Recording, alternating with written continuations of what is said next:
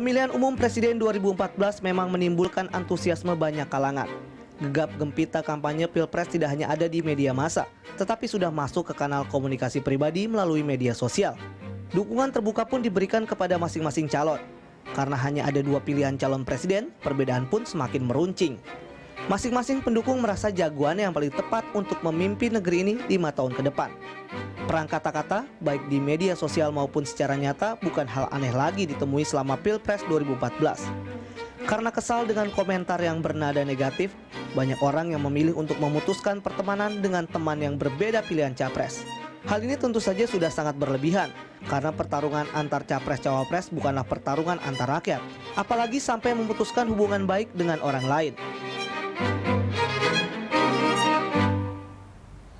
Ya, dan pemirsa, untuk membahas hal ini di studio telah hadir pengamat media sosial Satriadi Tianda dan psikolog Cassandra Putranto. Selamat siang, telah hadir bersama kami di studio Bersatu. Terima kasih. Tadi kita udah lihat berita. Saya ke Mas Triadi dulu. Anda bagaimana sih melihat perang media sosial kali ini nih, parah apa enggak, apa bagaimana? Kalau dibilang parah, secara frekuensi itu trafiknya cukup tinggi, Mbak ya. Misalnya dari awal mulai kampanye sampai sekarang itu kita udah mengakumulasi ada lebih dari 100 hashtag. Hashtag itu bentuk dukungan yang ditujukan ke capres yang menjadi yang didukungkan, baik ke kubunya Pak Prabowo dan kubunya Pak Jokowi. Lebih dari 100 hashtag. Misalnya kalau di kubunya Pak Jokowi kita sebut ada pagar akhirnya milih Jokowi, atau kubunya Pak Prabowo ada pagar pilihanku satu Prabowo. Itu sangat masif dalam sebulan terakhir ini, khususnya menjelang tanggal 9 kemarin ya, tanggal 7, tanggal 8 itu peaknya tinggi sekali. Oh, gitu. Secara konten mereka berperang gitu ya. Betul. Antara dua kubu. Betul. Begitu. Yeah. Ini sebelum pas pemilu legislatif dan pemilu pilpres ini mana lebih marak, yang mana nih? Jauh lebih maraknya sekarang, Mbak. Kalau misalnya untuk di pileg dulu ya, itu apa namanya fanatisme dukungan itu tidak begitu tinggi ya, karena boleh diakui ya, dari 11 partai pun itu orang masih bingung ya, mana yang dia dukung, mana yang tidak dia dukung ya. Tapi kalau sekarang kan pilihannya hanya ada dua itu kan, jadi polarisasinya sudah semakin jelas tuh kedua kubu itu. Nah, seberapa parah nih yang pilpres kali ini? Kalau seberapa parah, tinggi banget sih, Mbak, kalau dari segi frekuensi ya. Maksudnya dari substansi-substansi yang dilontarkan baik di kedua kubu itu cukup tinggi. Bagaimana dengan secara konten? Ini kan kalau secara jumlah begitu memang tinggi. Yeah. Tapi bagaimana secara konten, bagaimana mereka saling membela kubu masing-masing begitu? Anda mengamati tidak? Iya, kalau secara konten dari awal itu kita melihat masih masih smooth ya, dalam arti hanya mengekspresikan dukungannya kepada kubunya masing-masing. Tapi mulai bergulirnya masa kampanye 1 pekan, 2 pekan, black campaign sudah mulai banyak gitu kan. Itu publik semakin reaktif ya, karena perilaku publik di media sosial saat ini sangat reaktif terhadap isu-isu yang ada gitu kan gitu. Jadi serangan balik dari kedua belah itu semakin tinggi. Bahkan sampai sekarang gitu kita masih temukan gitu. Masih ya sampai sekarang. Kalau Mbak Cassandra sempat memantau tidak di media sosial bagaimana perangnya? Karena di lingkungan saya mungkin beberapa teman bahkan itu saling benar-benar begitu membela begitu atas calonnya mereka masing-masing. Iya, kebetulan selama periode kampanye sampai pilpres kemarin menjadi hobi saya juga untuk melakukan observasi dan pengamatan terhadap media sosial yang ada. Setiap hari itu pasti saya coba mempelajari apa yang terjadi, newsfeed itu kan muncul ya, baik Twitter maupun Facebook. Memang betul ada perang seperti itu, dan sebenarnya itu sangat merefleksikan karakter masing-masing. Pada dasarnya bahwa setiap pendukung itu pasti akan menyampaikan sesuatu yang baik tentang capres dan cawapresnya tentu saja. Tetapi ketika mulai muncul penghinaan, kemudian dikaitkan dengan hal-hal yang mungkin tidak pada tempatnya, atau mungkin lalu dibuat gambar dan kemudian ada hal-hal yang akhirnya melanggar tata kesopanan dan nilai moral, itulah justru akhirnya menunjukkan karakter orang-orangnya seperti apa. Dan kelihatan ketika orang-orang yang punya karakter psikologis tertentu, apakah dia impulsif, apakah dia memang pemarah, nah semua itu akan terrefleksikan dari jenis-jenis tulisan yang dibuat di media sosial. Oke, dari pengamatan Mbak Cassandra begitu ya, faktor-faktor apa saja sih yang membuat mereka bereaktif secara negatif, cenderung negatif? Perkataannya, perang kata-katanya, pemilihan kata-katanya dalam media sosial. Pada awalnya sih masing-masing pendukung ini pasti cenderung untuk menyebutkan hal-hal yang baik tentang cawapresnya ya. Tetapi ketika karakter tertentu yang diwarnai oleh karakter psikologis yang memang sudah menjadi dasarnya ya, misalnya memang orang yang tidak sabaran, kemudian tidak bisa memahami atau mengindahkan tatanan nilai moral dan lain sebagainya, mereka akan cenderung melihat kata-kata pendukung lawannya, itu oposisinya, dia akan melihat itu seolah-olah menghina, padahal belum tentu ya. Jadi mungkin kata-kata itu dianggap merendahkan diri. Jadi timbullah reaksi impulsif dan seringkali akhirnya justru agresif menyerang ya. Ada yang mungkin karakternya ya udahlah biarin aja ya. Namanya juga ini loh, kita kan punya hak dong gitu. Bahkan sebenarnya kalau kita boleh melihat ada banyak keluarga di luar dari media sosial ya. Banyak keluarga yang mungkin suaminya milih calon capres yang mana, lalu istrinya memilih capres yang mana, tetapi mereka bisa hidup tenang gitu ya, bahwa ini pilihan, kita harus menghargai pilihan setiap orang. Tidak sampai harus bercerai dan atau bahkan memutuskan hubungan seperti itu. Tapi kenyataannya ketika karakter ini tidak terkendali, lalu kemudian sikap, yang paling penting adalah sikap. Bagaimana sikap untuk menerima ekspresi dari orang lain, lalu mungkin menjawab dan lain sebagainya. Nah, ketika mereka tidak bisa mengendalikan itu, akhirnya muncullah emosi-emosi yang justru semakin tidak berlebihan. Ada kata-kata kasar keluar, ada mencaci, maki dan lain sebagainya. Bahkan akhirnya justru ada lagi perilaku yang mungkin memanipulasi, yang kemudian semacam fitnah dan lain sebagainya, dan akhirnya jadi menjurus ke arah kekejaman kalau menurut saya. Oke, baik. Mungkin selain karakter ada beberapa karakteristik lain juga ya, tapi kita lanjutkan setelah jeda berikut ini ya, Mbak dan Mas. Baik pemirsa, kita akan lanjutkan kembali dialog Jurnal Siang setelah jeda berikut ini. Ya pemirsa, kembali bersama kami dengan dialog Jurnal Siang, masih membahas seputar mengenai perang media sosial antara dua kubu calon presiden dan calon wakil presiden kita. Mbak Cassandra, tadi saya potong ya, tadi Anda sebutkan ada beberapa karakter yang memungkinkan para pengguna media sosial menggunakan kalimat-kalimat yang kasar. Ada tidak secara profil begitu yang cenderung bisa melakukan hal tersebut, Mbak? Ya, sebenarnya kalau kita bedakan antara individual itu kan pasti ada jenis kelamin, usia, latar belakang pendidikan, ekonomi, suku dan seterusnya ya. Tapi kembali lagi bahwa apakah ada kecenderungan yang muda atau yang tua atau yang suku tertentu akan lebih, ternyata enggak. Pada dasarnya akhirnya kembali lagi kepada individunya tersendiri. Ada orang-orang tertentu yang memang punya karakter yang khas, yang bisa melakukan semacam pelanggaran normatif masyarakat, sampai kalau saya boleh menyebut sudah terjadi cyberbullying. Ketika orang-orang ini sudah melakukan bullying kepada orang-orang lain, jadi mereka masuk ke wall-wall siapapun hanya untuk memberikan kata-kata kasar atau memberikan mungkin fitnahan yang akhirnya semakin mengaduk emosi ke orang-orangnya. Yang diharapkan adalah bahwa kita semua bisa tenang, terutama lagi di bulan suci Ramadan ini, bisa membaca ini dengan tenang dan tidak perlu harus mengeluarkan reaksi-reaksi yang tentu saja tidak menguntungkan bagi kita semua gitu. Berarti secara tingkat intelektualitas seseorang itu atau pendidikan itu pengaruh besar tidak, Mbak, terhadap psikologis individu? Saya kira ya, pertama kali tingkat intelijensi itu memang sangat berperan. Tetapi selain tingkat kecerdasan intelektual, itu kan juga dibutuhkan sebuah tingkat kecerdasan emosional. Bagaimana seseorang bisa menahan diri ketika ada tulisan-tulisan, sebenarnya tulisannya biasa saja tapi reaksinya bisa berlebihan. Apalagi yang tulisannya memang provokatif, bisa jadi malah memicu reaksi yang lebih besar lagi. Mbak, kalau mengamati perang media sosial terkait Pilpres ini, Mbak melihatnya itu kenapa, apa alasan atau motif mereka sehingga begitu terpicu emosinya saat kandidat yang dia dukung dijelek-jelekan begitu? Saya kira yang pertama yang saya lihat itu adalah pendukung ini yang cinta sekali sama capresnya, sangat cinta ya. Jadi baik pilihan 1 dan 2, para pendukung ini cinta sekali, dan kadang-kadang cintanya mungkin buta ya. Apakah sesuai, realistis atau tidak realistis, sehingga akhirnya yang penting adalah capres unggulannya itu yang paling baik, sementara yang lain itu jelek gitu. Padahal kan kembali lagi tidak mungkin seperti itu. Pasti ada kelebihan, pasti ada kelemahan, dan di mana yang akhirnya paling penting itu adalah yang mana yang bisa menimbulkan rasa percaya. Nah, ketika orang-orang ini punya harapan yang tinggi, lalu punya tingkat kepercayaannya, setiap capres dan cawapres kan punya pendukung-pendukung yang setia ya. Nah, bagaimana mereka bisa mengendalikan kecintaan, keyakinan untuk tetap berpegang kepada realitas, berpegang kepada rasionalitas, dan tentu saja menjaga emosi supaya tidak sampai teraduk-aduk dan akhirnya justru merugikan diri dan orang lain. Itu yang paling penting. Baik, ini kan kata Mbak Cassandra, Mas Satria, cinta itu buta begitu.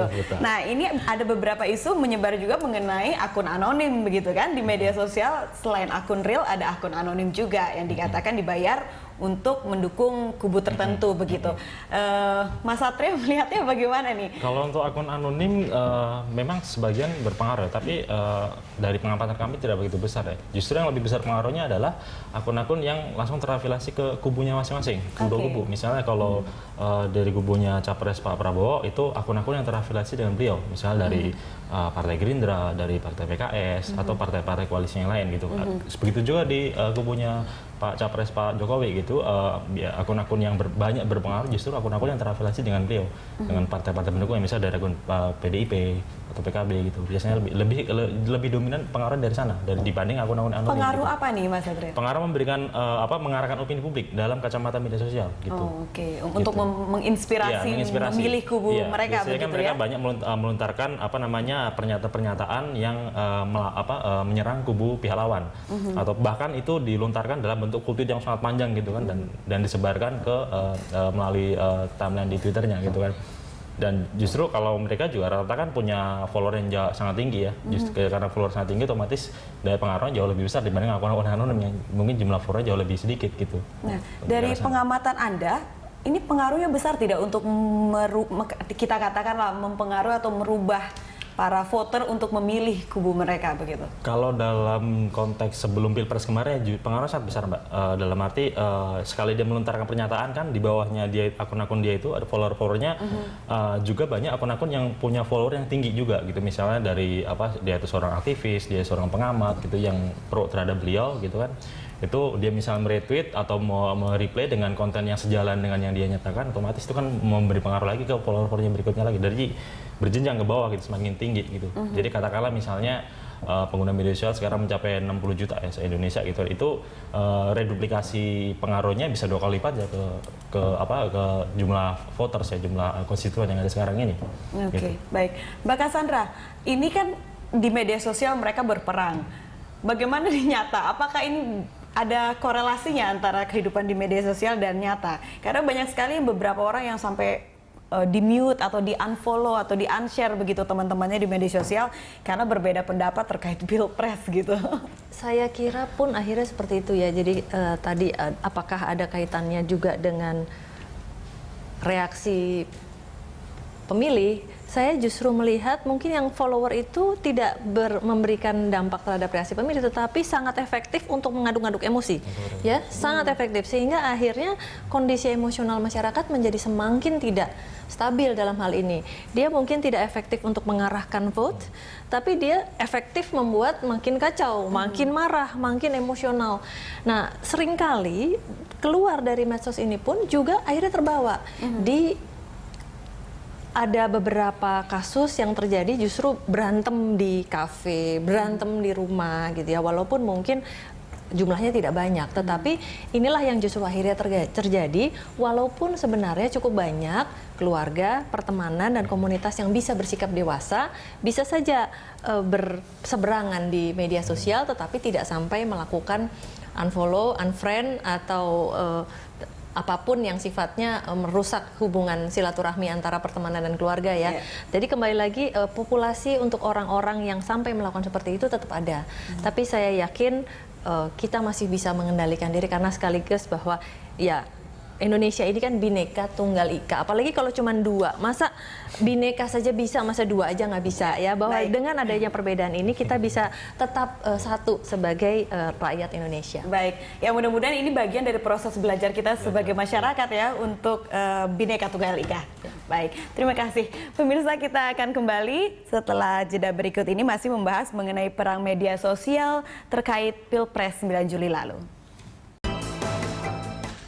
Ya, baik pemirsa, kita kembali bersama kami Mas Satria.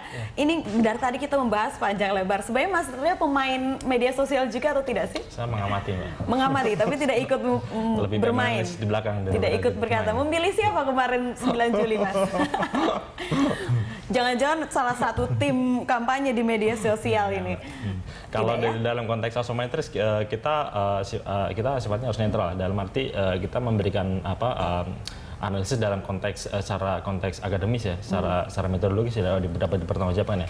Tapi kita tidak memihak pada salah satu kandidat. Gitu. Oke, baik. Mas, tadi kan Iya. sebelumnya Mas katakan bahwa peak-peaknya itu mereka membahas mengenai Pilpres dan kubu masing-masing itu pas sebelum 9 Juli ya. Tapi masih berlanjut hingga sekarang kata berlanjut. Mas ya. Kira-kira sampai kapan ini akan berlanjut ini? Dari awal memang kita prediksi setelah tanggal 9 itu udah polarisasi dukungan selesai sampai di sana. Tapi berhubung tanggal 9 kemarin ada pernyataan menang dari kedua kubu gitu kan. Jadi itu yang menjadi reaksi menimbulkan reaksi dari kedua belah kubu untuk masih melanjutkan istilahnya pertempuran di media sosial. Bahkan ini kami prediksi sampai tanggal 22 Juli nanti saat KPU mengumumkan hasil pun masih akan terus berlanjut sampai ke arah sana. Misalnya sebelum Pilpres itu hashtag-hashtag yang disuarakan kedua kubu kan banyak menyuarakan tentang dukungan. Nah sekarang hashtag-hashtag yang disuarakan oleh kedua kubu banyak menyatakan kami sudah menang gitu. Oke. Lebih ke arah sana. Sempat gitu. membingungkan kan kemarin ya, dua-duanya mendeklarasikan kami lah pemenangnya, kita punya ditambah dua juga presiden. dengan postingan rilis-rilis tentang survei itu juga banyak mempengaruhi reaksi dari kedua kubu gitu. Iya, Mbak Cassandra, ini saya tuh masih penasaran, Mbak. Masa sih cuma karena begitu cintanya dengan kandidatnya sampai mereka bisa membela mati-matian begitu? Apa bukan karena ini yang dunia cyber begitu, mereka bisa bersembunyi di balik internet, tidak langsung terlihat sehingga mereka meluarkan emosinya seada-adanya begitu? Ya tentu saja pasti ada kriteria yang lain ya. Yang pertama yaitu tadi cinta tadi. Yang kedua mungkin ada motif-motif tertentu karena manusia itu pasti punya motif dalam setiap perbuatannya, itu pasti ada motifnya. Nah ketika membela satu pihak atau memilih salah satu capres atau cawapres tertentu pasti juga ada motifnya. Nah barangkali memang mereka-mereka ini juga sudah ada keuntungan, sudah ada harapan terhadap apa yang akan dia peroleh ketika salah satu capres ini pasti akan menang gitu. Nah, sementara kalau di pihak lain juga yang saya perhatikan ada sebuah harapan yang belum tentu teruji kebenarannya. Jadi tadi juga saya sudah bahas dengan Mas Satria bahwa ada hal-hal yang misalnya memilih cawapres tertentu bukan karena kualifikasi yang secara real. Jadi misalnya hanya karena fisiknya, apa karena penampilannya, apakah karena kelihatan baik, tapi kan itu kan kelihatan. Tapi belum tentu aslinya. Jadi selain tadi karena cinta, karena ada motif, lalu kemudian juga ada karena yaitu loh kalau bahasa anak muda itu memberi harapan palsu. Jadi sebenarnya dua capres-cawapres ini kan juga ada harapan palsu yang dikembangkan oleh pendukung ya, apalagi kalau ada sifatnya provokatif dari anonim, membangun ini kan image yang dibangun oleh masyarakat bahwa kita memang tidak bisa masyarakat Indonesia itu dengan segala kekurangannya, mungkin juga dengan tingkat intelijensi dan tingkat pendidikan yang tadi Mbak sebut tidak tinggi, tentu saja akan sangat mudah terjebak di dalam branding atau kemasan atau packaging yang dibuat terhadap capresnya masing-masing. Apakah yang satu pakai jas, apakah pakai batik, apakah pakai sepatu ABC, itu kadang-kadang seringkali menjadi harapan bagi masyarakat bagaimana mereka melihat, lalu kemudian mereka menampilkan reaksi yang sesuai dengan kecintaan, harapan yang walaupun tadi tidak berdasarkan realita, dan juga tentang tentang dia punya image terhadap capresnya tersebut gitu. Dari yang Anda jelaskan, Anda menilai sekarang ini masih normal atau tidak? Apa sudah berlebihan begitu perang di media sosial terkait Pilpres ini? Kelihatannya sih kalau menurut saya sudah mulai berlebihan ya. Jadi biar bagaimanapun kita semua adalah satu saudara ya. Jangan sampai pilihan kita terlepas dari bagus atau jelek, menyenangkan atau tidak menyenangkan, suka atau tidak suka, biar bagaimanapun kan kita harus berbesar hati dan sportif untuk menerima hasil yang akan ditentukan nanti gitu. Jadi bagaimanapun yang satu bisa menjadi, yang kalah tentu bisa menjadi semacam pengawas untuk jalannya pemerintahan berikutnya, dan mungkin nanti kesempatan berikutnya masih ada kesempatan lagi gitu. Iya. Jadi tentu saja sebaiknya kita semua harus bisa menjaga hati dan kata dan perbuatan Baik. kita untuk tidak merusak Indonesia, keadilan ya? Iya, betul. Ya, seperti yang Anda katakan tadi, kedewasaan bermasyarakat kita ya. Baik, pemirsa, kita akan kembali setelah jeda berikut ini. Ya, baik, kembali bersama Dialog Jurnal Siang. Pemirsa, tadi kita sudah bahas banyak mengenai perang media sosial. Sekarang kita akan menanyakan mengenai bagaimana nih solusi, maksudnya tips-tips lah katakan untuk para masyarakat dan pengguna media sosial agar tidak terpancing untuk emosinya menjelang nanti hasil dari pengumuman KPU. Ke Mas Satria dulu. Ya, misalnya kalau untuk yang ada sekarang ya, semestinya kan karena udah ada media sosial, penyebaran informasi kan udah cukup tinggi. Saat muncul satu isu, kita ya sejujurnya nggak boleh langsung percaya. Kita bisa cari referensi lain yang bisa kita gali kan. Either itu dari misalnya dari KPU langsung atau dari media-media lain yang lebih netral istilahnya, itu harus kita gali. Jadi kita bisa menganalisa lebih besar, lebih dalam, lebih substansial untuk bisa menilai apakah saat sebuah isu digulirkan itu apakah itu benar atau tidak, lebih ke arah sana gitu. Oke, baik. Berarti mencari kebenaran ya, Iya. tidak menelan mentah-mentah apa yang kita lihat. Menjaga diri agar tidak terprovokasi dengan Iya, mudah. menjaga diri terprovokasi, tidak menurunkan kadar reaksi kita atas sebuah isu yang dilontarkan, apalagi dilontarkan oleh pihak kubu lawan yang dari capres yang sedang kita dukung. Gitu. Menurut Anda perlu tidak kita unfollow akun-akun tertentu begitu, apalagi yang anonim-anonim? Saya rasa kalau dari kacamata analisnya justru saya akan tetap follow, karena saya bisa mengamati sebenarnya dari pihak, misalnya saya mendukung capres A, dari pihak lawan itu melontarkan isu apa aja sih. Jadi kita bisa menilai karakter atau kualitas substansi yang dilontarkan pihak lawan itu seperti apa aja. Gitu. Untuk perbandingan ya, kedewasaan betul. perbandingan yang mana yang benar, mencari data yang mana yang benar begitu ya. Baik, ini secara akademis, secara psikologis bagaimana kira-kira Mbak Cassandra untuk Mungkin menurut saya justru kita lihat kalau misalnya ternyata uploadannya itu menimbulkan emosi yang besar, satu, melanggar tatanan nilai moral agama yang mungkin gambarnya tidak senonoh dan lain sebagainya, menurut saya sih sebaiknya tidak apa-apa untuk di-unfollow ya, karena itu akan merusak emosi kita sebenarnya. Biar bagaimanapun sesabar-sabarnya orang, kalau terus-menerus diperlakukan seperti itu kan pasti akan tidak nyaman. Jadi kembali lagi kita harus lihat juga pilihannya. Kalau misalnya yang masih sesuai dengan batas kewajaran, kesopanan dan nilai normatif agama, bolehlah kita tetap terus follow dan friend. Tetapi kalau sudah melanggar itu, kenapa tidak, supaya bisa menjaga hati kita dan mata kita terutama, dan kita yang karena paling tahu ya karakter kita seperti apa ya. Betul. Nah, yang kedua adalah mungkin sebaiknya kita sekarang menyuarakan dan mengajak kepada semua orang untuk melakukan perilaku yang sesuai dengan karakter capres dan cawapres yang ingin yang dibanggakan dan dicintakan itu, bahwa mereka kan pasti menampilkan sesuatu yang baik. Masa anak buahnya atau pendukungnya menampilkan hal yang jelek, misalnya memaki, mencerca dan mencela. Jadi marilah kita semua sama-sama untuk menampilkan perilaku yang baik, saling memuji jika perlu. Jadi jangan mencela atau menjelekkan, tetapi memuji dan tentu saja harus bersikap sportif. Ya, baik. Terima kasih Mbak Cassandra, terima kasih Mas Satria. Mudah-mudahan ya pendewasaan masyarakat kita lebih sportif dan lebih dewasa dalam menilai nanti pada tanggal 22 Juli ya. Baik, terima kasih telah hadir bersama kami di studio Berita 1. Terima kasih. Ya pemirsa, Dialog Jurnal Siang berakhir sampai sini. Kami akan kembali dengan berita-berita lainnya setelah jeda berikut ini.